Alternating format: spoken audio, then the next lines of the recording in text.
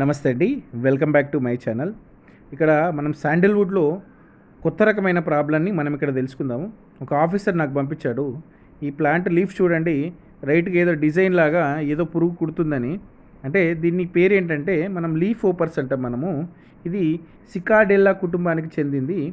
దీని జాతి వచ్చేసి సికాడెల్లా రకానికి చెందిన జాతి ఆధార సూక్ష్మ కీటకాలు అనమాట. ఇవి ఇన్సెక్ట్స్. ఇవి దీనిని హోపర్స్ అంటారు, లీఫ్ హోపర్స్ అంటారు. ఇవి గడ్డి పొదలు చెట్లలో నుంచి వచ్చి ఈ మొక్కల్లో ఉన్న రసాన్ని పీలుస్తాయి. వీటిని సక్కింగ్ పెస్ట్ అంటారు అనమాట, హోపర్స్. ఇవి వచ్చేసి ప్లాంట్లో ఉన్న రసాన్ని పీల్చేస్తాయి. అప్పుడు మనము ఒకవేళ దీన్ని కంట్రోల్ చేయాలి అనుకుంటే మనము ఈ టీపాల్ లాంటిది పెట్టేసి హోపర్స్ని మనం కలెక్ట్ చేసి కంట్రోల్ చేయొచ్చు.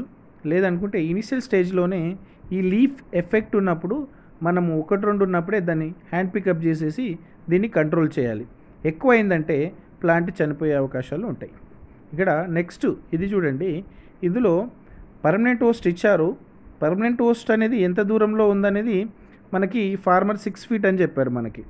అంటే సెకండరీ హోస్ట్ ఇవ్వకుండా డైరెక్ట్ పర్మనెంట్ హోస్ట్ ఇచ్చారు కాబట్టి ఆ route may be connected, may not be connected. కాబట్టి సెకండరీ హోస్ట్ కంపల్సరీ ఇవ్వాలి.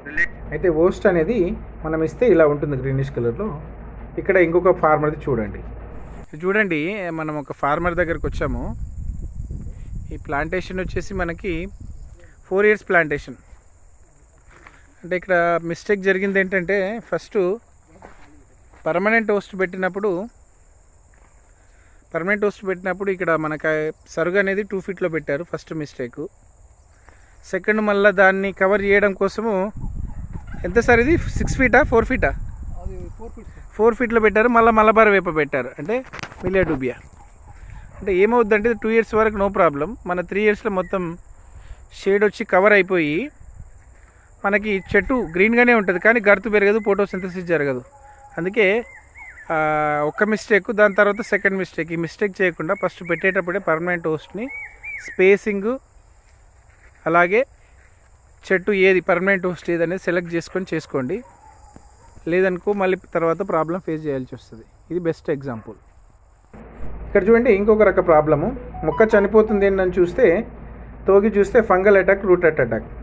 ఇక్కడ చూడండి ఇంకొకటి సెల్ఫ్ ప్రూనింగ్ అనేలా జరుగుతుంది. ప్రూనింగ్ చూడండి ఇక్కడ ప్లాంట్ ఒకటి వచ్చేసి సెల్ఫ్ ప్రూనింగ్ ఎలా జరుగుతుంది అనేది ఇది ఒక ఎగ్జాంపుల్. కట్ చేయకపోయినా మనకు క్లియర్ కట్ వచ్చింది. చూడండి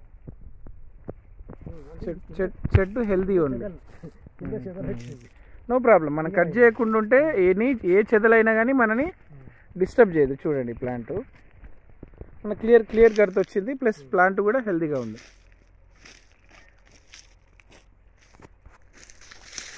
మనము ప్లాంట్స్కి ఎప్పుడైతే మాన్యూర్ ఇయర్లీ 1 or 2 ఇచ్చినప్పుడు ప్లాంట్ అనేది ఇలా హెల్దీగా మనకు కనిపిస్తుంది. ఇయర్లీ ఒకసారి మనము మాన్యూర్ ఇచ్చుకోవాలి. ఇక్కడ ఇంకొకటి చూడండి, ఈ ప్లాంట్స్కి ఎలాంటి సపోర్ట్ ఇవ్వలేదు, అలాగే వాటర్ కూడా సరిగ్గా పడట్లేదు. వాటర్ మేనేజ్మెంట్ చూడండి. ఈ plantation the water supply is not there.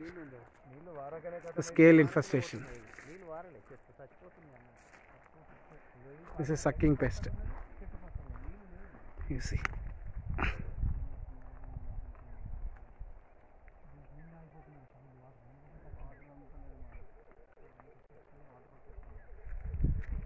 Scales.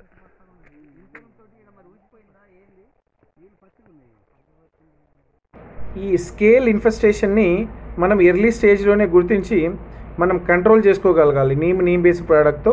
ఇక అది కొంచెం ఎక్కువ ఉందన్నప్పుడు మాలాంటి వాళ్ళు వస్తే we can suggest any synthetic chemicals. ఇప్పుడు ఈ స్కేల్స్ ఇన్ఫెస్టేషన్ వచ్చిందంటే ప్లాంట్ చనిపోయే అవకాశాలు కూడా ఉంటాయి. అందుకే మీరు ఒకసారి మానిటర్ చేస్తే తెలుస్తుంది. ఇక్కడ చూడండి ఇంకొక రకమైన ప్రాబ్లము, దీన్ని వాకర్ అంటారు. పైన అవుటర్ లేయర్ బార్క్ పైన అది మొత్తం తినేస్తూ వెళ్ళిపోతూ ఉంటుంది అలా ముందుకి. అది మీ అలా పైన మొత్తం గుజ్జులాగా అనిపిస్తుంది. అది మొత్తము ఆ లోపల తీస్తే మీకు పురుగు కనిపిస్తుంది, ఇన్సెక్ట్. దీని నేమ్ వచ్చేసి వాకర్. దీన్ని కంట్రోల్ చేసుకోవచ్చు నీమ్ బేస్ ప్రోడక్ట్తో. మీరు ఎప్పుడైనా కానీ ఎవ్రీ రెయినీ సీజన్ తర్వాత ఒకసారి మీరు ఫంగల్ ట్రీట్మెంట్ చేసుకోవాలి ప్లాంట్కి. ఎందుకంటే ప్లాంట్లో వాటర్ తీసుకోవాలంటే జైలం ఫ్లోయం ద్వారా న్యూట్రియంట్స్ వాటర్ అందాలంటే రెయినీ సీజన్లో మనకు రూట్ అనేది కుళ్ళిపోతుంది. అలా కుళ్ళిపోకుండా ఉండాలంటే డ్రైనేజ్ సిస్టమ్ ప్లాన్ చేసుకొని మనము ఒకసారి ఈ సిస్టమిక్ ఫంగిసైడ్ ట్రీట్మెంట్ ఒకసారి చేసుకోవాలి, ఎవ్రీ ఇయర్ చేసుకోవాలి. అలా చేసుకుంటే ప్లాంట్ అనేది హ్యాపీగా హెల్తీగా గ్రో అవుతుంది.